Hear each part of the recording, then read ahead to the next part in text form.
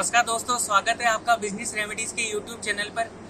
इस समय हम मौजूद हैं जयपुर रॉयल हवेली में, जहां पर 3 दिवसीय एक्सपो हो रहा है। ये एक्सपो है जयपुर डीलर केटरिंग समिति द्वारा, और हम समझते हैं 3 दिवसीय एक्सपो जो कि 26 से 28 अगस्त को हो रहा है, उसमें क्या विजन इनका है, किस तरह के केटरिंग से रिलेटेड किन लोगों को फायदा इसमें मिलने वाला है। इस समय हमारे साथ में इस पे बात करने के लिए मौजूद है ओम सोडानी जी, जो कि अध्यक्ष है इस एक्सपो के। जयपुर केटरिंग डीलर समिति इस बार 3 साल बाद ये एक्सपो लगा रही है। इसके अंदर पूरे हिंदुस्तान से जो भी अच्छे अच्छे ब्रांड हैं जो हमारी केटरिंग सेगमेंट में काम में आते हैं, उन लोगों की यहाँ स्टॉलें लगाई हैं। इसके लिए नए नए कंसेप्ट आए। इस बार एक नया कंसेप्ट ये भी आया है कि बैंक्वेट्स की बहुत डिमांड हो गई, तो बैंक्वेट्स के लिए आप सिर्फ एक स्ट्रक्चर खड़ा कराइए और यहाँ आके देखिए कि किस तरीके से बैंक्वेट को डिजाइन किया गया है। जिस तरीके से हमारा डिस्प्ले होता है, काउंटर लगते हैं, उसी थीम के ऊपर 5 से 6 दिन में पूरा बैंक्वेट तैयार हो जाएगा। सोडानी साहब, आपसे ये समझना चाहता हूँ, जो कोविड का टाइम पीरियड रहा उसके बाद में जिस तरह से बदलाव इंडस्ट्री में आए हैं, तो एक बूस्टअप सा कह सकता हूँ मैं इस इवेंट को, इस इंडस्ट्री के लिए आने वाला समय किस तरह के नए बदलाव लेकर आएगा? बिल्कुल आप सही कह रहे हैं।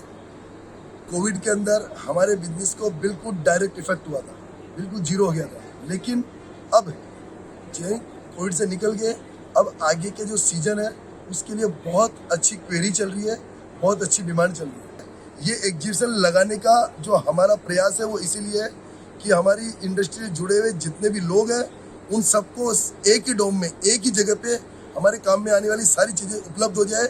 सोडानी साहब, कितने विजिटर्स के आने की उम्मीद है आपको? राजस्थान में ये एक्सपो हो रहा है, तो क्या दिल्ली, गुजरात से भी नए नए ग्रुप आए हैं, कुछ नई डिजाइन्स भी आई है?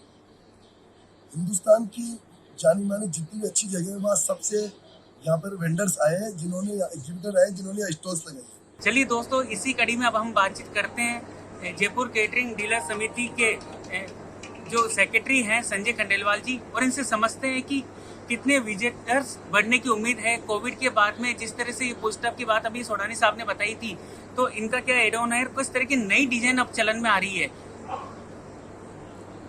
आज के समय में इलेक्ट्रॉनिक युग हो गया है पूरा का पूरा। सोशल मीडिया इतना ज़्यादा अपने सबके जीवन में आ चुका है कि बहुत ही तेज़ी से बदलाव होने हैं अपने जीवन के अंदर, और उसी बदलाव की एक झलक आप लोग यहाँ पे भी एक्सपो के अंदर देख सकते हैं।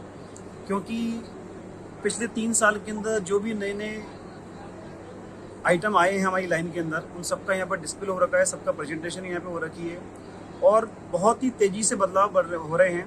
पहले जो हम काउंटर वगैरह देखते थे, फ्रिल लगा के काम होता था, लेकिन आज की तारीख में वो सब कुछ बदल चुका है। पूरा नए तरीके से काम हो रहा है, हाईटेक काम हो रहा है। नमस्कार दोस्तों, इसी कड़ी में हम आपको मिलाते हैं गुरुजी ठंडाई के डायरेक्टर तुषार शर्मा जी से, और इनसे समझते हैं जो नाम है इतने सालों का, उसको थर्ड जनरेशन किस तरह से आगे लेके जा रही है, किस तरह के नए प्रोडक्ट इन्होंने लॉन्च करे हैं। नमस्कार दोस्तों, जैसा कि आप सभी देख रहे हैं कि किस तरह से समय बहुत तेज़ी से बदल रहा है। पहले टेलीफोन हुआ करते थे, टेलीफोन के बाद मोबाइल आ गए, मोबाइल में भी अब मोबाइल भी स्मार्ट हो गए। तो जिस तरह से बाज़ार चेंज हो रहा है, मार्केट चेंज हो रहा है, उसी तरह से हम लोगों की भी फूड जो कैटेगरी है उसमें भी काफ़ी तेज़ी से बदलाव आ रहे हैं। उन्हीं बदलावों को देखते हुए हम लोगों ने काफ़ी सारे नए प्रोडक्ट कैटेगरीज लॉन्च की हैं। इसमें क्रश है, फ्रूट क्रशेज़ हैं, फ्रूट स्कॉशेज़ हैं, केचप है, जैम है। इस तरह की नई कैटेगरीज हमने भी मार्केट को देखते हुए लॉन्च की हैं, और उसी के अंतर्गत हम लोगों ने यहाँ पर एग्जीबिशन में पार्टिसिपेट किया है, ताकि हम हमारे ज़्यादा से ज़्यादा उपभोक्ताओं तक हमारे प्रोडक्ट को, नए नए फ्लेवर्स को पहुँचा सकें, और लोगों को अनुभव करवा सके कि जिस तरह से गुरुजी ठंडाई पे लोगों ने भरोसा विश्वास दिखाया है, हमारी क्वालिटी को सराहा है, उसी तरह हमारे जो नए क्रश और स्कॉच शरबत कैटेगरीज हैं उसमें भी उन लोगों का विश्वास हम जीतने की पूरी कोशिश कर रहे हैं।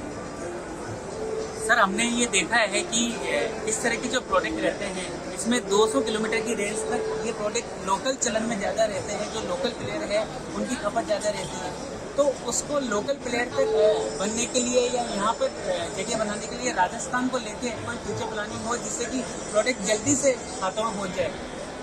जो कंपनी 100-200 किलोमीटर के रेंज में काम कर रही है, वो लोग भी अगर अपना दायरा बढ़ाएं तो वो भी नेशनल लेवल पे पहुंच सकती है।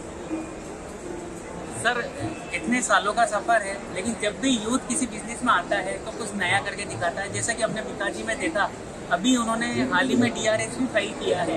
तो गुरुजी ब्रांड को लेके मैं जानना चाहता हूँ किस तरह की फ्यूचर प्लानिंग है, क्या आपका भी IPO आते हुए देखेंगे हम मार्केट में? यह एक व्यापारी का स्वाभाविक इच्छा होती है कि भाई हम आगे बढ़ें, और उसमें कोई गलत भी नहीं है। हर व्यक्ति को अपने काबिलियत के अनुसार आगे बढ़ने का मौका मिलना चाहिए, और हम लोग भी डेफिनेटली बीका जी की तरह आगे बढ़ना चाहेंगे। आप भविष्य में अवश्य हमें IPO के बोर्ड पे जरूर देखेंगे। सर कंपनी ने हाल ही में BKI में एक जमीन ली है जिसमें आप प्लांट लगाने जा रहे हैं आगे। तो राजस्थान गवर्नमेंट का किस तरह का सपोर्ट आपको रहा, या किस तरह का रोल प्ले कर रही है राजस्थान गवर्नमेंट, उसके बारे में थोड़ा सा बताइए। देखिए, प्लांट लगाने के लिए हमें राजस्थान गवर्नमेंट की तरफ से कुछ सहयोग ऐसे मिले कि जैसे आप अगर लोन लेते हैं, हमने लोन लिया तो उसमें हमें स्टैम्प ड्यूटीज़ नहीं लगी। वो एक गवर्नमेंट का एक मेजर सपोर्ट था कि भाई आप कोई कैपिटल इन्वेस्टमेंट करते तो उसमें आपको स्टैम्प ड्यूटीज़ की छूट मिलती है लोन पे। फिर कैपिटल सब्सिडीज़ दे रही हैं गवर्नमेंट, इंटरेस्ट सब्सिडीज़ दे रही हैं। तो इस तरह के काफ़ी अच्छे राजस्थान गवर्नमेंट की पहल है, जिससे कि मुझे लगता है कि आने वाले भविष्य में और बिजनेसमैन राजस्थान की तरफ आकर्षित होंगे, और डेफिनेटली राजस्थान एक आने वाले समय में महाराष्ट्र को टक्कर देगा। तो दोस्तों देखा आपने जिस तरह से तुषार जी ने विवाकी से अपने सभी सवालों के जवाब दिए। तो हम ये देखते हैं गुरुजी ब्रांड जल्दी ही राजस्थान में कुछ नया करने जा रहा है।